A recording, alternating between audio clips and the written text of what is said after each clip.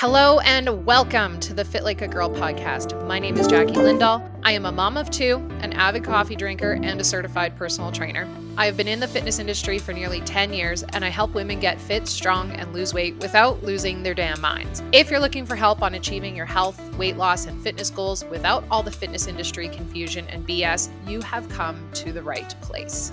Welcome back to the Fit Like a Girl podcast. My name is Jackie, and I am very, very excited because I have Susan Niebergall with me today, and we're going to chat about so many different things. Susan, you're a former teacher, a counselor, a personal trainer, a business owner, and an author. Is there anything that you have not done? Yeah. Relax. I bet. Yeah. So can you just tell me a little bit? I feel like most of the people that listen to this podcast probably already follow you because I tell people to follow you all the time. But for those who maybe don't, can you give us a little refresher on who you are and kind of what got you here? Yeah. So I am a 64-year-old online strength and fitness coach. I come to the industry from the education field. I was a teacher, a music teacher, and then a school counselor for the vast majority of my educational career. And I retired years ago. My husband reminded me, it's going on 10 years. This is like my 9th year out. And I'm like, holy crap, how did that happen? Wow. I can't. I can't wrap my head around that. But anyway, I've been out for a while. Yeah. And I'm just one of these. I'm a normal person. I'm not athletic. I was musically trained. Music was kind of my pathway, not athletics, although I'm a huge sports fan and I track all sports, whatever. But I was just never the athlete kind of person. And I just went through all these normal things that so many people in my age group went through for decades, struggling with weight loss, not being able to sustain anything, trying every new thing that came out back in the 80s and the 90s and, tried it all. Went to Jenny Craig back in the early days, lost 50 pounds through them, which sounds like, oh, wow, that was great. Well, I guess for about a day it was okay, but the problem was, I didn't learn anything. I had no idea how much I was eating. I just knew that I was hungry all the time. I had no idea how to sustain it. I mean, I struggled greatly after that by gaining some of the 50 back and then losing some of it. And I just went back and forth and back and forth and back and forth for decades until, you fast forward to my mid 50s where I had become certified as a trainer prior to that. And I kind of looked down at myself and there was this belly that seemed to have appeared overnight, and I guess this was probably when I was about 50 in that neighborhood. I was mortified because I'm like, how am I looking like this? I'm eating clean, buzzword, and I'm doing all the right things, buzzwords. And so what is wrong? And I started thinking, oh yeah, menopause. That's what this is. This is kicking my ass. My metabolism has slowed down. This all makes sense to me now. Yes. So I'm just going to go to the doctor, get the blood work done. I'll get put on a medication, and then I'll be back to doing my thing, right? And I went to the doctor, got the blood work done, and she told me, hey, your blood work's great. You don't need to have anything. Which is good news, but not. Right. And you would think I would have taken it like that, but I didn't. And I think this is where a lot of people can relate. I took it to be like, what? You don't know what you're talking about. I got really defensive, not to her face, but inside. I'm like, you don't know what you're talking about. There's no way. Absolutely no way. There's nothing wrong with me because I'm doing everything right. Absolutely everything. My heels were dug in. I was like a little petulant child, to be honest. But then I had to let it sink in because she was very honest with me. She finally said, Susan, if you want to lose weight, you just need to eat less.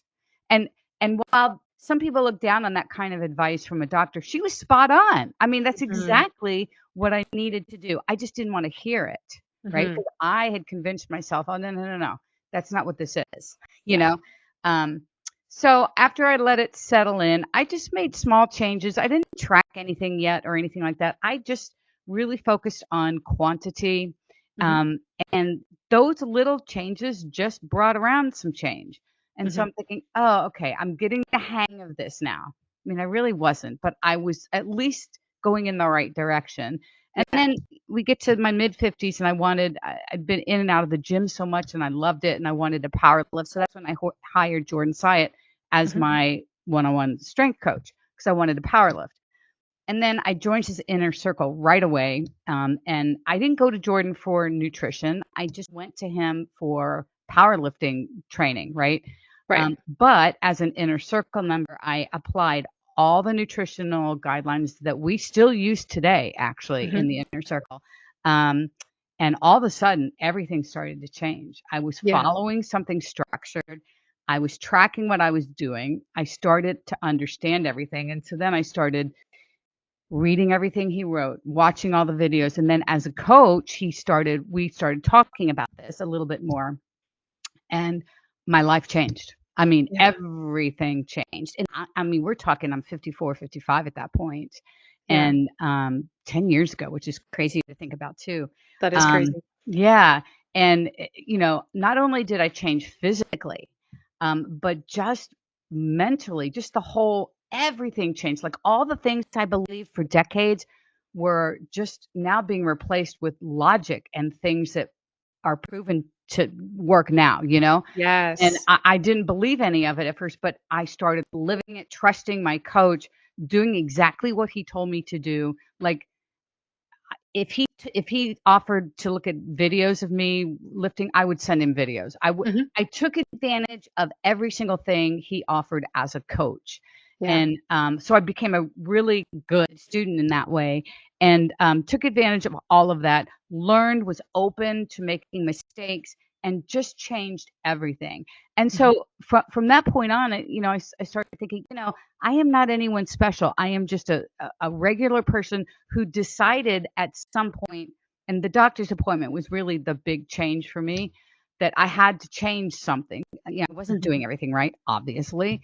Um, and once I held myself accountable and took responsibility for everything, surrounded myself with the right people, and followed instructions and Yeah. consistent behaviors, all the things we talk about, yeah, everything changed. And so my mantra is kind of like, it's never too late to change. That is Yes. what I want to scream from the mountaintops, because if I can do it, anybody can do it. Yeah. I'm not a gifted whatever. I'm just somebody who worked hard.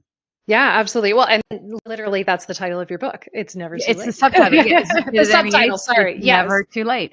Yeah, for that reason. Yeah, absolutely. And I mean, there's so many things about your story that I love. And going through your book and reading it when you were in the menopause chapter where you were talking about it, I mean, I'm still in my 30s. I have not come across that point in life yet, but a ton of my clients have. Mhm. And a lot of them express the same things that you have, where it's like, where did this belly come from? Yeah. Where did this come from? It literally seems like it came about overnight. Can you tell me a little bit about that? Yeah. You know, I think we all think that menopause made us gain weight. Yes. And we need to remember this. The only way we're gonna gain weight, the only way is if we eat more than our body needs. Now, other physiological things can make us gain scale weight, Hmm. right? And that's different from fat weight. But we're thinking we're gaining fat in menopause, when the reality is, unless we're eating more than our body needs, we're not gaining new fat, like more fat on us. What has happened is all the hormonal changes in menopause is shifting where our fat is going to be deposited, which is Hmm. our belly. So Yeah. it's Mother Nature's just making it more noticeable. I mean, it's right there for us to see very, very clearly. Yeah. So it's not necessarily more fat. It's just now it's way more visible, right? And we also need to understand that there's a difference between scale weight and fat, because Yes. they're not always the same thing, Yeah. and this is something that I struggled with greatly, because my generation, we grew up with, you step on the scale, it goes up, that's really bad, it goes down, that's really good. That's all we knew. We Hmm. didn't know anything regarding scale weight and fluctuations and all the things that we know now. And so the scale went up. I was miserable for however long, right? Because I thought I gained fat. Overnight, I thought I gained fat, which makes no sense. Hmm. But yet that's where I was, because we just allowed emotion just to kind of take over our brains. Hmm. Um, and so we have to remember that scale weight measures all of us, bones, organs, tissues, liquid, muscle, fat, everything. So when the scale fluctuates up, it doesn't mean that we've gained fat necessarily, and more than likely it's not. It's more about water. Yeah. Water in, water out for any number of reasons. And inflammation can be a big factor in that. Cortisol can be a big factor in that. None of those cause us to gain fat. Yes. Our behaviors as a result of those things can make us gain fat from the perspective of, again, eating too much. It all comes back down to that, Yeah. but it's a frustrating thing because we don't always understand that, and it gets so emotional. Hmm. We see the scale go up. We feel like we're not in control. And I Yes. think I was thinking about this the other day because menopause seems to be the gift that keeps on giving because I feel like I'm right back there. Oh And no. and it's just like, what in the world? Thought I was done with you. Yeah. And so it's making me rethink things. So it's like I'm going through it, not going through it again, but in the many ways I am. Like the And I'm symptoms are having, starting to pop back up. yes, yeah, Oh, and okay. which is not unusual. And I'm working on treatment and the whole 9 yards. I mean, we're discovering all kinds of things as, someone who's been postmenopausal for a while. But so I'm kind of going through it to some degree again. And so I get it. Man, and I truly think for me, a very powerful feeling is not feeling in control anymore. Yeah. And I feel like a lot of women feel that way. And Yes. we always hear what used to work doesn't work anymore. And I got used to that back in my 50s, and I feel like that now again. Right. What I did in my 50s doesn't even work anymore. And it's all relative, Mhm. but it goes back to the same principles. And this is it. And for me, I have to get emotion out of my head, just like Yeah. everyone else needs to do it. And that's the hardest part, It really is to is. tell yourself, no, you know what? The scale went up today by a pound. I did not eat 5,000 calories over Yeah. my maintenance yesterday. So I Yes. know logically that the scale is not reflecting fat. It's Yes. reflecting water from, maybe I ate more carbs than normal. I'm snacking on water. Maybe I went to the gym and my legs are recovering and I'm full of inflammation, whatever. It logically it is not fat. And I practice that just like Yeah. anybody else, because it's easy to get sucked up into that. It really is. And I really like how you point out like fat and weight are two essentially different Yeah. things. And a lot of people will talk about, oh, I want to lose weight. I want to lose weight. I want to lose weight. And it's like, well, you can lose weight. You could chop off a leg and lose Yeah. weight. Little out there, but it's true. A little dramatic, but But it could be done. a little bit dramatic, but that's also why but losing fat, people will get, for example, upset where I will have clients go through this where they'll lose inches, but the scale doesn't change in the way Yeah. that they think it should be changing. And they're thinking, I'm not making any progress. I'm not making any progress. But you're losing fat. Just it might not reflect on the scale as much as you think it will right now. Yeah. And that's where it's so one thing that you talk about is the driver of your car, of your Yeah. fat loss car, and Yeah. not letting emotion be the driver of that Yeah. car. And it's so easy to do. We Hmm. all let that happen, and it's a matter of catching it. I tell myself, "Shut up, Susan, you're fine. Shut up. You have not eaten. You have not binged the last 3 days to make the scale go up," or whatever. Yeah. It really requires you to have that conversation with yourself and Yeah. snap yourself out of it, because Yes. it will be you will get sucked into emotion. And in that example, I like to say, when you allow emotion to drive that car, it's going to tell you to turn left, Yeah. and it's going to convince you that you have screwed up and that Mhm. you've got to turn left. It's the shortcut. It's going to get you back on track. Turn left, turn left, turn left. When deep down inside, you know that's not right. You Yeah. know you need to keep going, because Yeah. deep down inside, logic is sitting there and it's Yes. not doing anything. You need to wake that up and just say, "Logic, get off your ass and let's get after this," Yes. because the second you turn left and go down that road, you're lost. I Yeah. guarantee you will be lost. And then you're going to have to backtrack all the way back to that main road and Hmm. then start again. And this is Yes. what happens to so many people. Yeah. And I think it's important to also note that you even mentioned it yourself. The thoughts even though you're somebody who has been through a huge change, you literally do this as a profession, so do I. Those thoughts still creep into your mind, whether you Mhm. want them or not. You just get better at controlling them and talking yourself off the ledge. Oh, to this day, anytime the Yeah. scale goes up, I get a kick in the gut Yeah. every single time, and that's me being a human being, right? Yes. It's not the difference is that I'm not allowing emotion now to consume me. I'm not Right. allowing emotion now to dictate what I do next. And, Yeah. I just sit with that discomfort for a few seconds and then I notate whatever I choose to track or whatever, and then I move on, right? Yeah. And my day, I keep going. I Yeah. don't stop working out. I don't change my routine. I don't change my calories. That's Yes. a huge thing to understand. You don't need to keep changing things up. Do what you know you need to do and stick with that. Yeah. And don't let emotion kind of dictate anything about you having to change this or change that. Because when you start doing that, you're not going to know what to do anymore. Yeah, absolutely. And I mean, you mentioned when you first started working with Jordan, Hmm. how you had worked with multiple different trainers over the years Yeah. in the gym. And I think was Jordan the first online person Yeah. that you ever worked with? Okay, Yeah. yeah. Um, and but he was the person that finally got you looking at your nutrition. Yeah.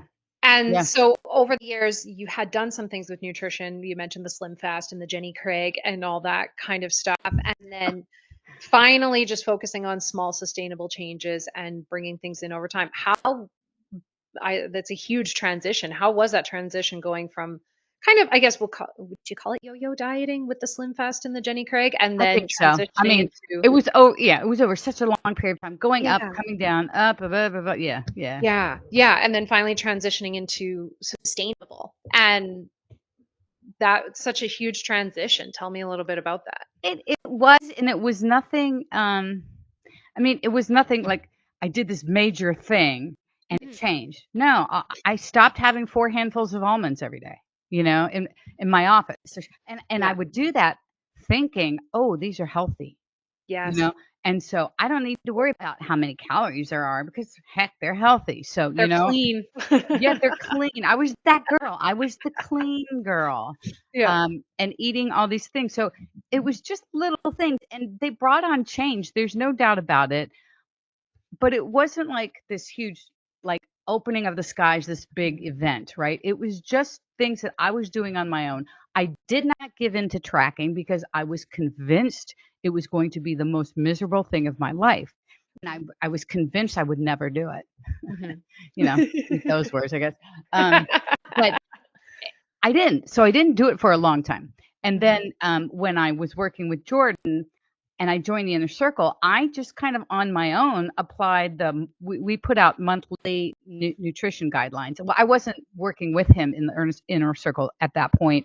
I was just a member, but I would take those monthly nutrition guidelines to give me some structure, right? Because I was new at this. I really didn't know what to do and I would apply them. Yeah. And that's how things started to happen. I started to kind of do it on my own, and then I would ask him questions, Okay. and he just kind of pointed me in directions.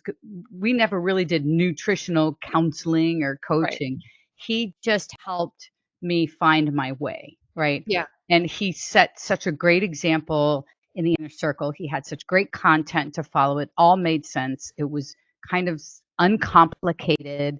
Um, and it all just kind of slowly over time came together for me. Mhm. Yeah, and it's been smooth sailing like that ever since until like the last 2 years or so where this whole what is this postmenopausal menopause thing again? It's kinda Yeah. like it's all kinda coming back. Yeah. And so, yeah, it's been interesting because I feel like I am living what so many people that follow me are living right now, but yet we're many years apart, right? Right. I mean, we're even 10 years apart, some of us, and that's a long time. There's Mhm. like, a lot has changed with me physically in the last 10 Yes. years, a lot, and some of it good, some of it not so good, and, so, yeah, learning to deal with your body and as you get older, I mean, it's, you have to be kinda strong for that, strong mentally, Yeah. and understand this is kinda where I'm at. And yeah, thought at one point I wanted to deadlift 300 pounds. Well, you know what? that's not such a big goal of mine anymore because the toll that's going to take for Yeah. me to get there with Yeah. this new hip and all the rest, no, I'm not thinking that that's really important. But getting back to weighted chin-ups, that is very doable for me, and Yeah. that's something I wanna do. Rowing a 100-pound dumbbell, that's something I wanna do, Yeah. that I can do. So, kind of rethinking things as well Yeah. at this stage of life. Yeah, absolutely. And I also wanted to chat a little bit about you getting into the strength training and that because see, earlier in the book you talked about doing a lot of like the cardio classes and Mhm. I think they were like aerobics classes Yeah. style kind of thing or the community aspect of it and you enjoyed going to the class and having that community, but you always kind of looked into the gym and was curious about it. So tell me a little bit about what finally got you in the gym and lifting weights. And then obviously like going you starting to want to power lift or got interested in powerlifting and then working with Jordan. Yeah. I remember vividly my old gym where the aerobics area was. You could see the free weight section from it. It was a big open space. And I remember watching trainers over there, and I was really, really curious because I started getting really interested in building more strength through these classes, which was great. They kept me coming back, and I Yeah. went to one particular class with a particular instructor, as did a bunch of us. And that was kind of the community, right? And Yeah. that got me back in, but I started really wanting to get stronger. Yeah. And so I saw all the trainers, and I saw one in particular. His name is David, and David is where I first started with trainers. And I worked with David for a long time. He took me through my pregnancy too, actually. Yeah. That's And awesome. yeah, I learned a lot from him. It's so interesting being my age, remembering details of when I was in my 30s is really tough. Little small little thing, it's really, really, really tough. But I remember learning very basic movements with David. I don't think I deadlifted with David, but I remember squatting. I remember we used machines, we used free weights, we did that kind of thing, and Mhm. I loved it. And I stayed as long as I was at that gym. I stayed with him, and then Yeah. when I had the baby, I had to switch locations, get closer, and so then it was other trainers. But that's how I got started into lifting, and I just ended up loving, loving, loving it. I became a gym Yeah. rat, one of those Yeah. that to the point where when I started working with Jordan, I had been lifting 6, 7 days a week, Yeah. and sometimes 2 a days, and Yeah. not cardio strength 2 a days, but strength 2 a days. I mean, it was Yeah. absolutely outrageous what I was That's a doing. lot. That is a It's lot. what yeah, I mean, and by the way, that's way too much. Yeah. Um, and when I first started working with Jordan, he scaled me back to 4 days a week, and I thought I Mhm. was gonna lose my mind. And the interesting thing was I told everybody back then, boy, they asked me why I work out so much, and I said, "Because I love it." I mean, Yeah. I love it, and that was true, but there was also the real truth under that, which was I was scared. I was Yeah. scared not to. I Mhm. I had a fear of if I stopped, I wasn't gonna make progress, I was gonna get fat, I was gonna lose any progress that I had made, all the things. Um, and so when he scaled me back to 4 days, I thought I was gonna go crazy, and I Yeah. remember texting him. He and I recall this conversation where I was just like, "Where's the rest of my program, number 1, okay? And then number 2, what am I supposed to do on a rest day?" And he would just be like his eyes are rolling. I was sure of it. Yeah. "Yeah, you rest, you don't Yeah. lift," I think and there's a meme of Arnold Schwarzenegger when he was in his prime lifting days. It's something like, "Where's the rest muscle and how do I work it?" yeah, yeah, that's so perfect. That was I'll me. try to find it and I'll send Yeah, it to yeah, you. yeah, he just, anyway, he encouraged me to go get on, like, a bike and pedal, keep my heart rate basically in a very low zone, which was a low zone too, Yeah. and I was too hyped up, I couldn't do it. I Yeah. was I was like, "This is miserable for me, absolutely miserable." Yeah. So I promptly texted him and apologized, and I will never do that again. I will trust you and all the rest. So, yeah, Yeah. but what I found out was when you trust that 4 days a week is plenty. I put Mhm. a rest day in between each one, and my training took off. I Yeah. was rested, recovered.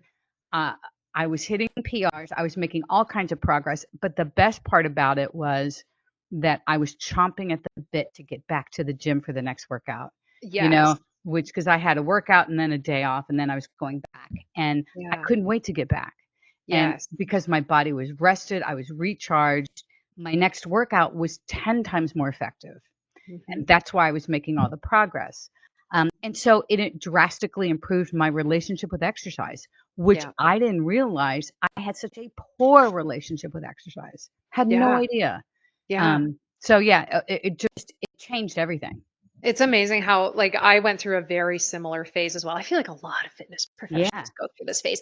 And yeah. I used to tell people the exact same thing. I love working out. I Mhm. love working out. That's why I'm working out literally 6 days a week and similar kind of thing, doing 2-a-day workouts and stuff. It was stupid. But it was that fear. It was the fear of, if I don't go to the gym today, I'm gonna gain 10 pounds in one day and lose Yeah. all my progress. Like, it is illogical. It doesn't make any sense, but it's true when you finally scale back to a moderate amount, 4 days a week. That's kind of what I aim for too. And it's amazing how much better you feel. And your How did strength you do gains. it? Did you just go into a 4-day-a-week program? Did somebody do it for I you? had my first baby, and that's what did it. Was I had my first daughter, and then COVID happened. So it was kind of these life events that forced Mm, me to slow down. So I had my mhm. first baby, and then when she was like 6 months old, COVID happened. The gym shut down. We didn't have any equipment at home because I was a trainer. I worked in a gym. Duh. Yeah, Um, that yeah. didn't work out very well for me. Yeah. So then that forced me to slow down and scale back, which was a good thing. And then found a much better balance with it. Yeah. Yeah. Yeah. And so when you first started strength training, that was probably, you said it started before you even had your son. So that would have been what, the early 2000s, No, 90s. 90s. Okay. And Yeah. I mean, women in strength training wasn't even It really wasn't really a a thing. thing back then. Mm-mm. And it's amazing how much the industry has changed, where now strength training is so much the norm, and it's so much more talked about, and it's popular, I guess we'll say. Yeah. Um, but how do you find the culture, I guess, in the gym with women lifting weights and stuff has changed since the 90s to now? Oh, yeah, it's not even the same. It's not even remotely the same because you see so many more women in the gym and Yeah. so many more women doing powerful lifting, Yeah. not necessarily power lifting, but a lot more women using barbells even, a Mhm. lot more women in the free weight section. Yeah. Um, it's very different. And what's really cool is, I know every gym has their ups and downs as far as people there, but for the most part, and I've been members of several different kinds of gyms, and everybody's been welcoming. And when I need a spotter or something, like my son and I will work out together. If he's there, obviously I grab him. Yeah. But if he's not there, um, I'll ask some random guy if he Yep. can like if I'm doing a dumbbell bench press, I want someone to hand me the dumbbell so I don't have to waste any energy trying to get them up in a Yeah. position myself, right? I'll ask some guy, and Yeah. they're all like, sure, I mean, it's kind of a nice collegial environment because Yeah. we're all there to kind of better ourselves, and it's great. It's really interesting now. The gym that I go to, there's a lot of older members there, Mhm. my age and up, Mhm. and I love seeing that too. Some of them are in the weight section, and this gym has different sections. Some of Okay. them hang out more in an open area that has a smaller weight selection, has bands, it has a bunch of different things, places, open areas to do some more flexibility, mobility kind of stuff. But it's great to see everybody there. That's awesome. That is awesome. And also, I mean, not to mention, now women are reaping the benefits of Yeah. strength training now that it is actually more of a popularized thing, and the help that strength training, even in your starting in your 20s and 30s, can benefit you 20, 30 plus years down the road, and how much of a huge impact on your quality of life it can be when Oh you're gosh. older, which is Oh my. something that I know people in their 20s don't always think about. How am I going to feel when I'm 60 if Yeah. I start working out now? But I mean, you're a testament to it as somebody who lives in her I 60s. It's so funny because I guess most of the people that follow me or I've coached or what have been middle-aged women, right? Mhm. But the message is not just for them. The message is for people in their 20s too. It's so hard to look that far down the road, Mhm. and think about your 60s, 50s, whatever. But it's important to have it in the back of your mind, because if people in their 20s could get on this thing now and Mhm. be aware that what will happen naturally is a little bit of a decline of all of this as you get older and have families and get careers and things like that. That's what's going to happen naturally. But if you are aware of that and you do your best to prioritize getting stronger and lifting and doing what you can when you're my age, oh my goodness, you're going to be light years ahead of where I am. I mean, Yeah. light years. Yeah. And so I think it's really important that you can start it early.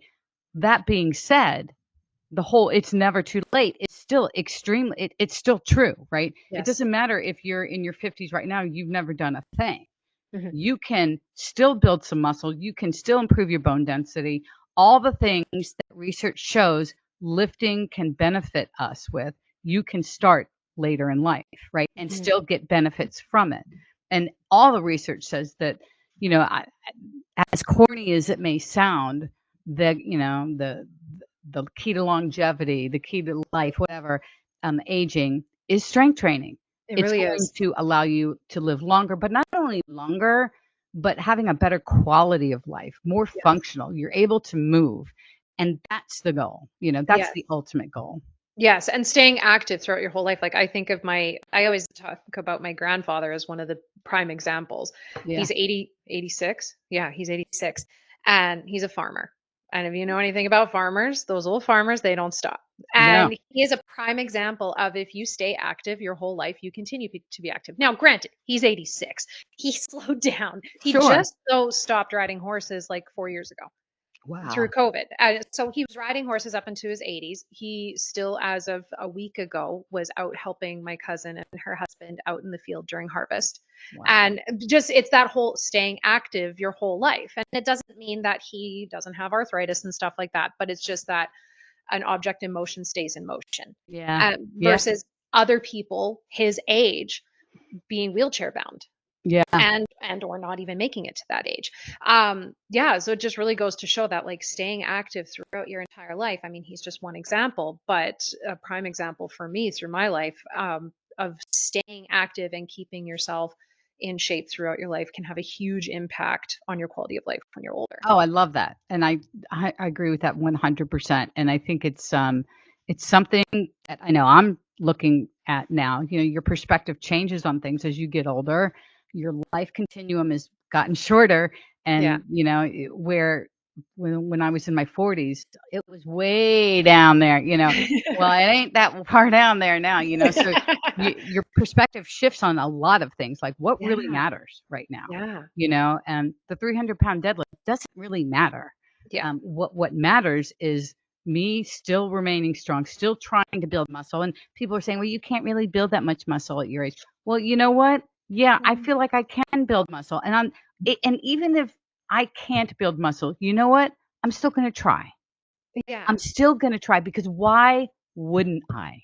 It Yeah. makes no sense to me I why completely you wouldn't want to build muscle and be strong. It it Yeah. it, it doesn't make any sense. So my ongoing goal is to just keep doing this.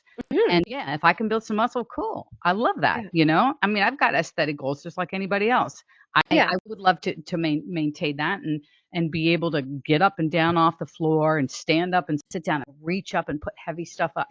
I want to do all the things for as Yeah. long as I can. Yeah, I never understood people that thought that once you reach a certain age, oh, you can't build muscle anymore. It's like, well, I'm not dead. Yeah. I'm Yeah. not Yeah. dead. I can still That I could don't seal the deal, but not much else. it might. I mean, it Right? might, but like there's no reason why you wouldn't be able to build muscle Yeah. if you're strength training, pushing Yeah. yourself within a reasonable manner, which you do, and taking sufficient protein and Yeah. calories to build Yeah. muscle. Yeah.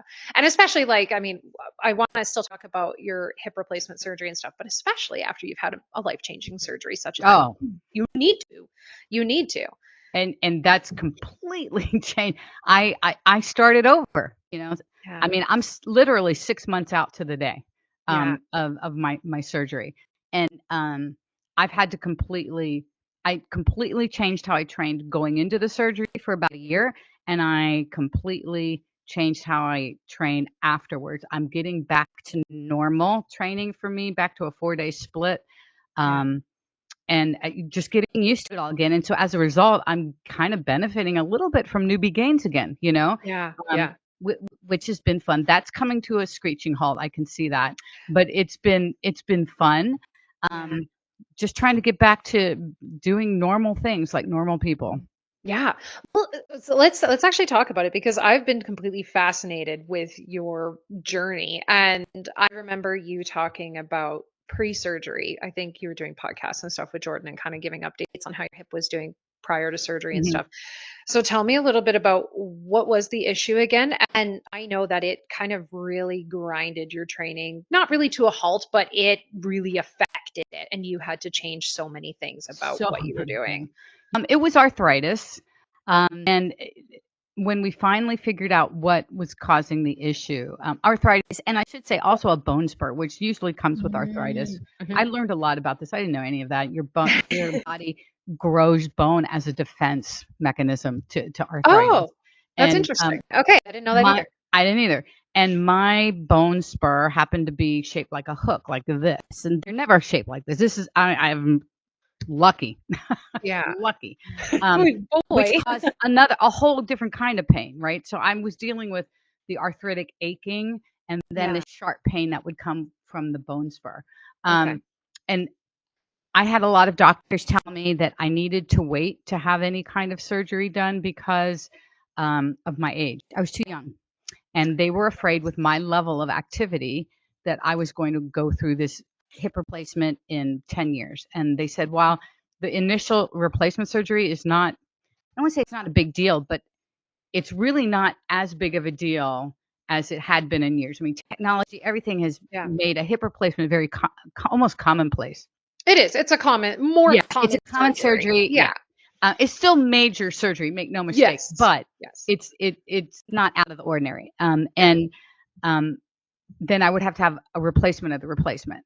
And that was the big red flag Mm. for them because that surgery is completely different in that they have to take out the new joint, which has a stem, and Yeah. the stem is in your bone goes around that stem. Because does it go into your Yes, femur? yes, Okay. That makes yeah, sense. it does, and so they have to get it out. And that's what makes the second surgery so much different. I can Like, imagine. my Yeah. recovery would be completely different than it was for this. Um, then I got a couple other opinions because I started thinking, why am I sitting here waiting? My quality of life sucks right now. Why would I not do it now when I can recover faster, stronger, enjoy quality of life for however long that's going to be, and make Yeah. a decision if I want to do it again, way down the line. Mhm. And I actually went to Redskins training camp the summer before, and I met with their ortho. They had a little Oh, stand. They had a little stand up there, and of course, I'm at training camp always, and yeah. um, the guy, I said, "Who's the hip guy?" And so I went to the hip guy, and I had my X-ray on my phone, and I mean, like, who would have done that 15 years ago? Having an Yeah. X-ray on your phone. Yeah. I showed it to him, and he gave me his opinion because I would do surgery on you today, and here's why. And he Wow. went through. He goes, Okay. "You're going to get longer than that. You're going to get longer than 10 years. I think 10 years is a bit dramatic." And he told me why. And then I got another opinion, same thing. So I went Okay. back in and I said, no, I want to do this sooner than later. And so we kind of negotiated, and he said, let's at least try a cortisone shot first, see Mm. what that does for you, if anything. So I did. I had one of these guided X-ray cortisone shots where it goes Yeah. right into the joint, and I Oh. had relief, 100% relief for like 2 days. It was amazing. And Oh, and it then got that your was it. hopes up. I bet And it got then your and hopes then up it so came much. back. Yeah. And so the doctor said, it's not a bad thing. It just tells me, it validates, it reemphasizes that your problem is your arthritis. It's not Okay. soft tissue. It's not Yeah. something else that we're not seeing. He goes, I can't do anything else for you, so let's schedule surgery. So Wow. yeah, we did it. And so all of this time period, probably a year, I knew surgery was coming. I just didn't know when. And so Jordan and I sat down. He still writes all of my programming, and we talked about the best way for me to build strength and stability in my hip. And we just went to solid single leg exercises for the leg days. I Yeah. mean, everything. I started literally from 0 weight. So I was doing a single leg RDL with no weight. I Yeah. could add weight, but I wanted to make sure I am building as much great form, technique, and strength and stability from nothing. Yeah. And then I started adding weight, and I started progressing that for a year. Yeah. I did that, and I moved a lot of weight on a very sore hip. I mean, Yeah. I had to push through pain, which I never recommend, but in this case, with what I was doing, and I talked to doctors about it, and they were like, "Yep, do it." Mm-hmm. Um, yeah, I had to suck it up, Yep. because they were going to take out the bad part, so I'm not going to damage You're not going to anything. damage it. Yeah. Yeah. So I just had to decide, is it worth it? And it was worth it for me, to be in that kind of pain. The last 6 months prior to surgery were bad. I mean, it was Yeah. awful. But I went and did it anyway. Um, Obviously had the surgery, and I had my surgery scheduled. Actually, one time I got sick and I couldn't do Oh, it. They shit. wouldn't do it. I was so pissed. And No. then I had to wait another 3 months. Oh, that's so Yeah. annoying. So anyway, got it done, and man, recovery's been it's been great, Yeah. I've had no pain, literally no pain. I've had stiffness in my hip, a lot of Yeah. stiffness at the beginning, but nothing Yeah. ever hurt. Right. It was swollen, you had to do ice, and I had to do all the things, Yeah. but it never hurt. And then I was able to move quickly. Day 3, I was walking with a cane. Day 4, I was walking Wow. with I mean, I just moved Yeah. very slowly but very securely. And then, Yeah. I was doing partial squats day 2, from the kitchen Wow. sink, holding on, Yeah. just getting movement in, but it all came back so quickly, and it was as a direct result of what I did, for a Yes. year. So that's kind of the moral of the story is, you get out what you put in, Mm-hmm. and it worked. If I ever have to have the other hip done, or even have to, God forbid, I have to have this first hip redone, Mm-hmm. I'll take the same approach, the Yep. exact same approach, Mhm. and hopefully would have the exact same kind of result. But yeah, it's Yeah. been great. It's been That's way easier than a colonoscopy, by the way. Yeah, someone said, "You would rather have a hip replacement than a colonoscopy?" I said, 5 out of 5, yeah. I mean, every day, all day, yes. That's how you know literally how shitty a colonoscopy is.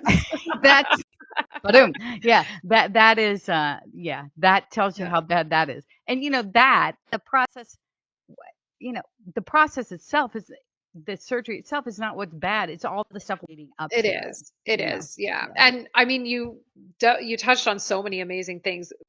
Definitely your prehabilitation prior to surgery. Yeah. How unbelievably important that is. I remember when I was going through my ACLs, because I had ACL reconstruction on both knees. That's what Mm, my physical therapist had told me. He's like, your prehab and what you do before surgery will basically make or break your success after yeah. surgery. Yeah. And that was my motivation for, yeah, you get your ass in the gym. And even though it sucks, you build that muscle and that strength so that, because I'm not sure how much atrophy did you find that you had after surgery? It's interesting. I don't think I had it's hard to tell what was atrophy and what I was feeling was, um, some scar tissue and Mhm. some muscle damage, because Oh, yeah. I had the posterior, type of hip replacement where they come in kind of on the side in the back as opposed to anterior. Anterior Oh, okay. is the cool one now because they go in the front and they don't have to damage any muscle. But there's some Ah, cons with that. There's a lot of nerve damage potential with that way as yeah. well. And my surgeon only does the posterior, they call it. Gotcha. And he said, if you want to do anterior, I can have you do someone else. I'm like, I don't care, to be honest Yeah. with you. I Yeah. whatever. So I think what I feel is I'm building some muscles back from. I mean, they got cut, so I'm Yeah. trying to They need to repair. rebuild those. So I think Yeah. that's more of what I'm feeling. I guess that Gotcha. technically could be atrophy, but not in the same way, right? Yeah. I'm repairing the damaged muscle, and scar tissue. I think that's what I feel more than anything else. Yeah. That makes sense. That makes sense. And then also training with injuries and how Yeah, challenging it can be. It can be yeah, challenging. Like you said, you were in pain. And, yes, we don't generally recommend that you play through the pain, but yeah, yours was a totally different situation. But also that you can still train with an yeah. injury. I never missed a day of training.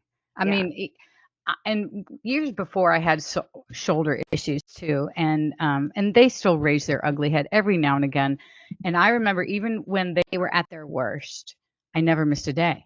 Hmm. And I had people say, "Well, how did you work out?" And I said, "Well, you have to go in there and understand that you're not going to probably be able to do the same exact workout that you have on your little printed paper, right? Yeah. You're going to have to find other things to do, things to Yeah. go around it." And I did that all the time with a shoulder injury. There was a time where I actually had it was an elbow tendonitis, and Yeah. that can be nagging. Hmm. And I was getting that treated, but I couldn't do chin-ups for like 3, 4 months. I mean, Yeah. that was just the one exercise that irritated the hell out of it. I bet. So, okay, I can't do that. So let me find what I can do instead. So Yes. I'm finding other movement patterns that I could do, like an inverted row. I Hmm. could do inverted rows. I could do them with my knees bent first, and as I was getting stronger there, I could start extending my legs. My shoulders could take it. I could do cable rows. I could do lat pull downs, but I couldn't do the full-on chin-up. I could do Hmm. banded chin-ups, okay, and I started adding those in. Yeah. But it's just being creative, right? And finding other ways, other things to focus on, and focus on what you can do and not what you can't do, because Yeah. that's where everyone goes wrong, right? We get Yeah. injured, and we're like, oh no, I can't do this, I can't Hmm. do that, da da da da da. Then you're going to be a mess. Yeah. Okay, I can't do those right now. Let me focus on what I can do, because when you start focusing there, then your workouts become more productive. You feel like you're progressing. You are Yeah. progressing. You are. Your head's in the game again, right? Because you Hmm. have something to work on, and the other stuff will come back. When it's ready, it'll come back. But you have to take it upon you to find other things. And the only way you're going to find that is by going into the gym and trying stuff. Your body's going to tell you right away if that's a no-go. You Yeah. will know. There will Yes, be no that's very question. true. Yeah, absolutely. Well, and also that doing nothing is the Oh, worst thing that you can do. I know people's tendencies when they get hurt, they're scared of hurting it again. I get it. So then they think, I need to rest it. And I think oh, this also comes from the old ideology of like when we used to rice injuries, you rest it, you guys elevate it, you don't do anything, you just sit on your butt and yeah, do nothing. But it's honestly the worst thing that you can yeah. do for almost, I honestly can't even really think of any injuries that you shouldn't just strictly rest, like even my knees. I remember my physical therapist being like, because of course I didn't know anything when I initially hurt my ACL. So I did the whole rest, ice, elevate, and I went to physio and he was like, no, no, no, no, no. He's like, you need to get movement back in that knee. And I'm like, well, it Yeah. hurts. He's like, yeah, it's going to hurt Yeah, too and if you fucking think bad. about it, when you move, the blood starts flowing to the Yeah. area, it warms up. That's what your injury needs to heal, right? Yes. And we were doing the opposite for so long that, Yes. ice. I had one of my docs tell me that he doesn't remember the last time he even prescribed ice, Yeah. unless it's a traumatic injury right then and there on the Yeah. spot, some traumatic thing. You can get exterior swelling, whatever, down with ice. Other than that, he Hmm. said, I usually recommend movement and heat, and it's like, Yeah. because it makes so much sense, It right? does. Yeah, it really does. Yes, and I know a lot of like most doctors and physical therapists and stuff have pulled away from that, but I think we as people who don't work in that field have it so ingrained in our Yeah. mind that our grandma taught us to rice every single Yep. injury, and Yep. it's always ice. And even with my knee, I remember lots of times I just put ice on it. I don't know, it just felt good, so I was like, just put ice on it, just put ice on it, and then I was like, well, no, it doesn't. It honestly made no damn of a difference Yeah. whether I iced it or And it's so not. funny when they told me to put ice on my hip, I was like, ice? I don't want I didn't wanna put ice on, but I understood why, because we were dealing with inflammation. You could see it, Yes. Yeah. and so I had to Yeah. get this fancy little ice pack that I could Velcro, around my On your waist, and butt, yeah. yeah, yeah. But other than that, I can't remember the last time I put ice on anything, Yeah, you know? yeah. I used it after my surgery for pain control. That's what I found Yeah, helped with along with the pain medication, it helped pain. But other than that, it didn't it like I didn't need it after that. yeah, But yeah, and then you also mentioned and you even talked about this ironically in your post that I just saw just before we hopped on here where you're talking about this gentleman that you met in your gym today. And Rami. yes, and all of the things that he's been through in his own life and talking about how he even with it was encephalitis, was it correct? Yeah. Him focusing on what he can do instead of Yeah. focusing on all of these things that he can't. Yeah. We were talking on the treadmill, maybe it was 20 minutes, maybe, uh, something like that. He just struck me in a way I haven't felt like this in a long time. This guy, maybe my age, older. I don't. We didn't even talk about that. I don't know. What he's been through with encephalitis, and I looked encephalitis up because I kind of knew what it was, swelling of Yeah. the brain. I didn't know how it could affect you, but he's been dealing with that and the effects from that for his entire life, um, and all the things that he can't do. But Mhm. he knows the one thing he can do, and he does it religiously, And and he he can says walk. he feels better, and he's just the nicest guy, always Yeah. on the same treadmill every day, and as I was leaving, he goes, "I made a new friend today," and Oh, my that's the heart just melted. best. That's the Oh my best. god, and I felt the same way, Yeah. just this guy, so I can't wait to see him again, but he's a great example of all the things that he's been dealing with physically that he can't control, Yeah. and he could just quit. He could Yeah. just quit, but he's determined not to quit and finding ways to work around. Because of his health, he can't be out in the humidity very much. So that's why he's walking on the treadmill more. And we talked about even when it gets cold, I mean, because he has heart condition, I mean, he has all these things now. So Mhm. he's found what works for him. He likes getting out of the house. I mean, he's doing everything that we all should be doing, Yeah. he has no idea that he's setting this example for Yeah. everybody. I mean, Absolutely. it was such a great encounter today. It made my day. That's awesome. And it's also like it goes along with that, like focus on what you can do and also control what you can. Yeah. And I'm sure for him, there's days where maybe depending on how he's feeling or how things are going, there might be days where he can't walk, but it doesn't mean that, and this goes along with anything, along with what you went through. Like you just focus on what you can control and do what you focus on Yeah. what you can do. Yeah. 100%. That's incredible. I love that. And I wanted to kind of go back a little bit towards, I guess this kind of falls along the same line of consistency Yeah. with your training journey and how being consistent is really I know when I started following Jordan and then followed you, it was the thing that was really beaten into my own brain was consistency, consistency, consistency. And then I turn around and I beat it into my clients' heads. And Yeah. how it is the game changer and overcoming that all or nothing mindset that I feel like everybody and their dog says that they're an all or nothing person. I know I've said it. I can imagine that you've probably said it too. So tell me a little bit about how you overcame that and just focused on consistency throughout the menopause challenges you had throughout this hip journey and other injuries and stuff that you've had. It's interesting because I feel like when people say they're an all or nothing person, they have just justified Yes. their future behaviors. They've Yes. given themselves an out. Yes. Um, or when somebody says, "Okay, I'll try," Yes. no, no, no, no. I'm sorry. Wait, time out. Of course you're going to try. That should go unsaid.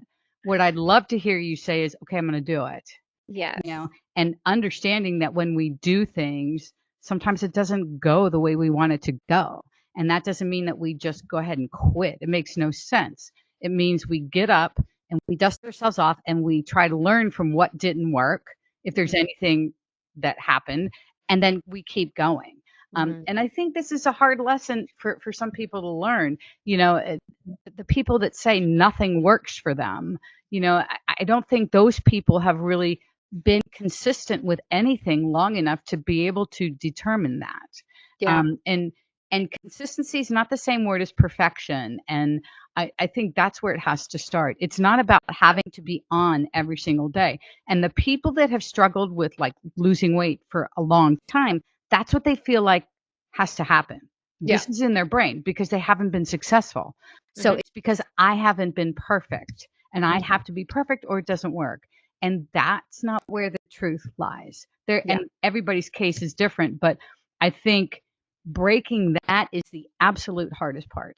It Is is. I mean, it's the hardest part because it's been ingrained for decades. And when you have things that are ingrained so deeply in you for so long, You're not going to walk into a room, flip the light switch, and oh poof, I'm good. You Yeah. know, it doesn't work. I wish it worked like that, but it doesn't. It takes practice, which means, yeah, you practice staying on track. You practice Mhm. if you fall off track, which you're going to do because we all do, that Yes. you just get back on track instead of saying, screw it, I'll just start again on Monday. Mhm. That's the worst thing you can do. The best thing you can do, if you had an evening where you went way overboard, cool.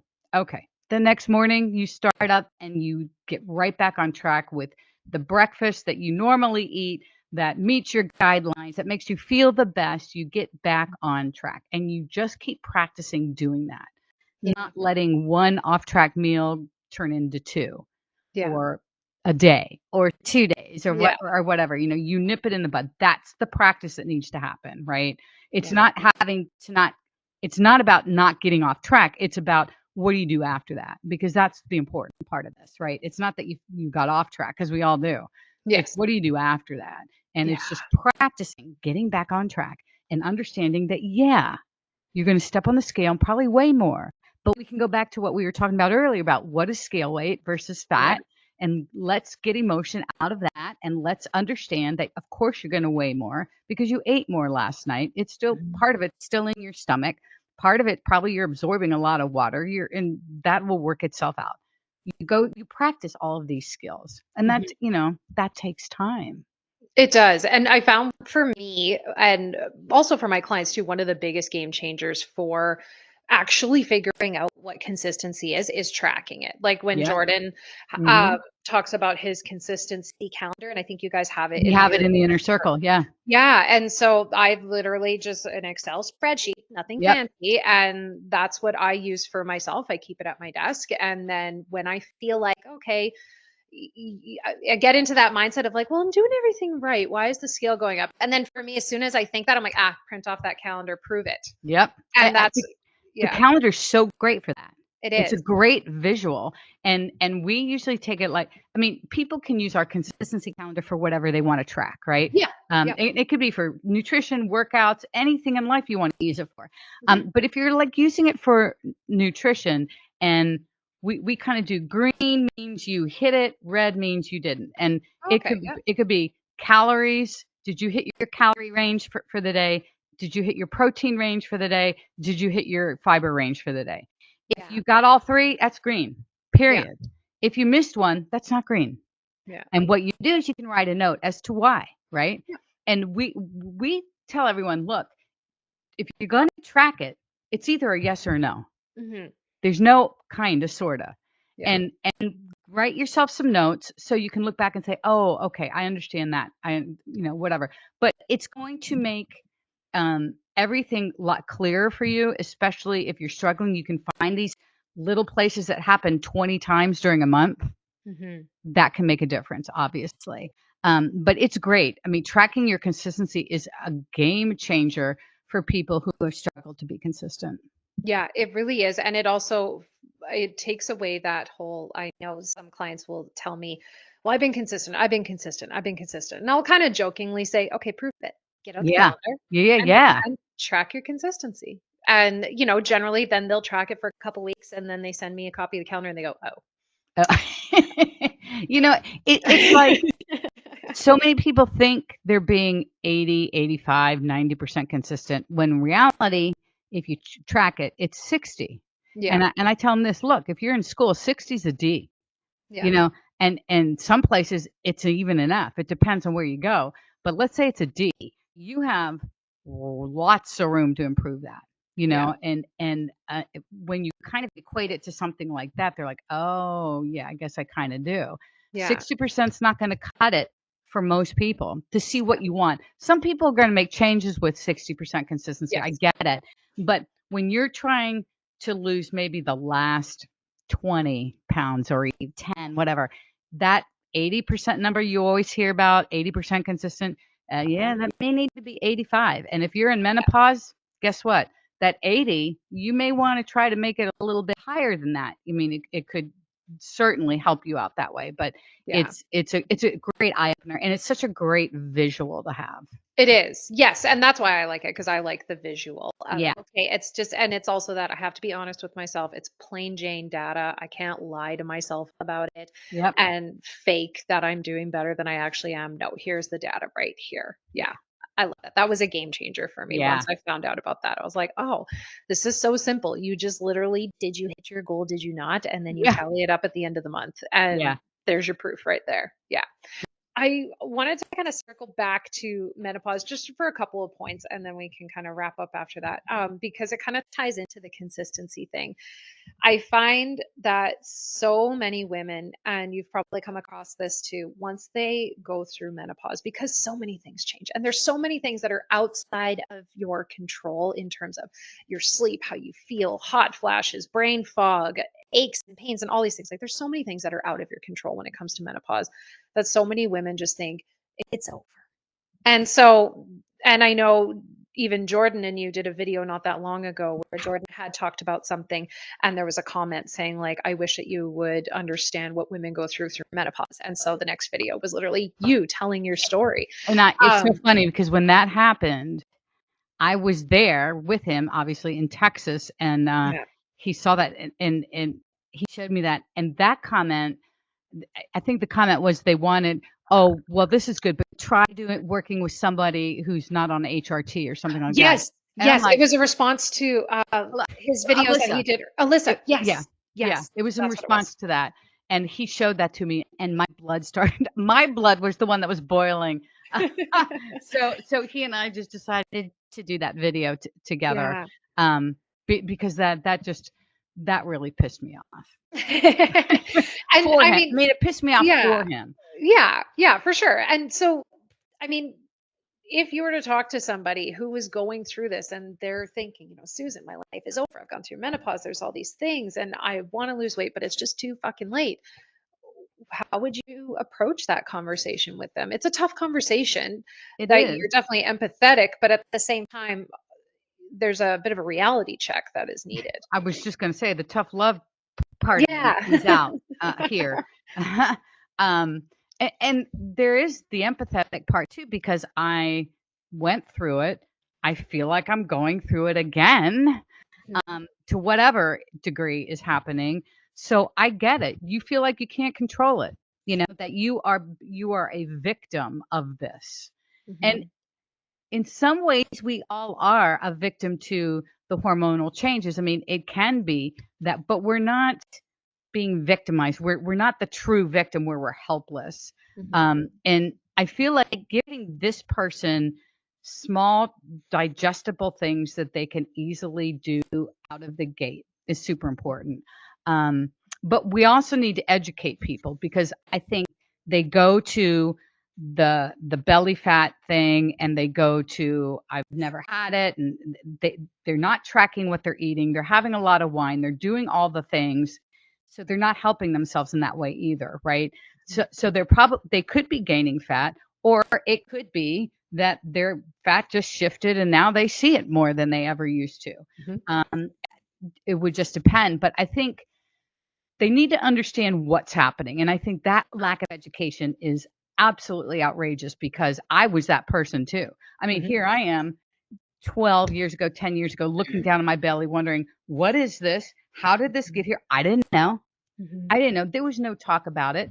And even when I was in my 40s, I had these episodes of vertigo and such just huge amounts of fatigue that I couldn't work.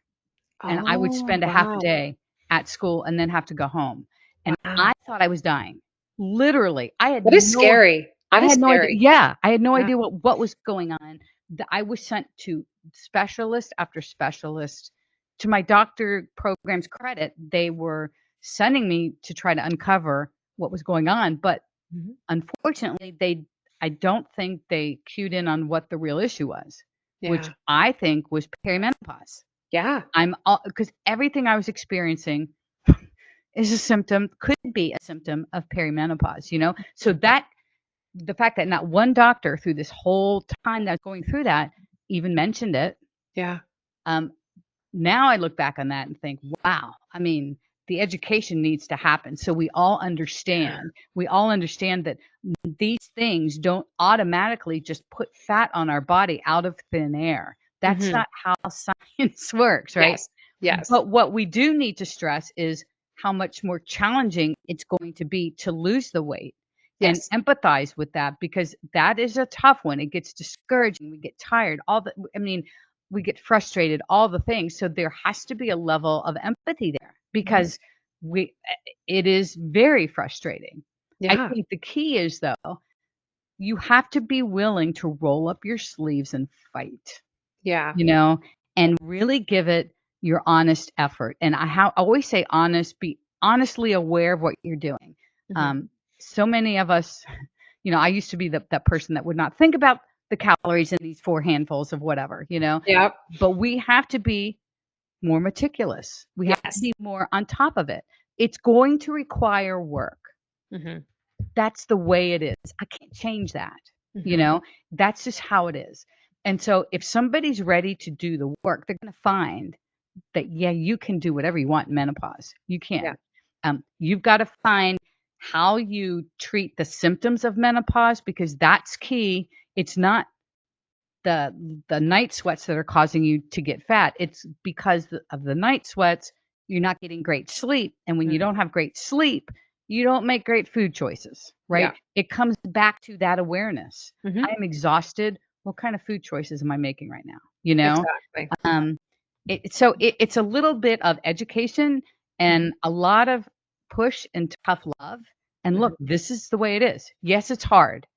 We've determined this is hard. So now what? Yeah. Do you just give up? Okay, that's your choice. Or do you say, okay, it's hard, but I can still do this. So let's go, you know? Yeah.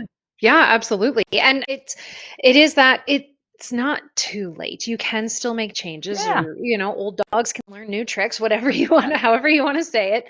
But it is also true that yes, there are things that make it more difficult. And I can definitely empathize with like if your sleep is crap, you feel like crap, you're exhausted, you're not going to want to exercise or get up and walk. And also a lot of women that are in their 50s or around that menopause age are also generally speaking having more sedentary jobs than maybe they used to have. And all of those changes can, yes, make losing weight more difficult, but it Oh, yeah. doesn't mean that it's impossible. And I know a lot of people, there's the talk of also, oh, my metabolism slows down as I get older. Ah, And the research doesn't yeah. show that. The Yeah. research, I think it's after age 60, it starts to go down, but it just like tiny bits every year. Um, but yeah, the research isn't supporting that. But what is the biggest factor is people's lifestyle factors that have a huge role in those kinds of things. Lifestyle factors over decades that have Yeah. changed, right? Yeah. And I feel like because women don't understand how did I get here, you know? And the thing is, things were happening at incremental rates over the last 30 years. Mhm. And to the point where you don't even notice anything. It's not a day to day that you're going to notice anything, but activity levels go down. Mhm. Where our nutrition is not reined in. We have families, we have kids. Once you have kids, I mean, you're flying from this practice to that practice. You're trying to get dinner. You're doing all the things. And you do this for decades, not for a year or 6 months, for decades. And so it's little by little things are changing to the point where you get into your 50s, you've now entered this perfect storm of those lifestyle changes and Mother Nature. Yeah. you know, all at the same time. Yeah.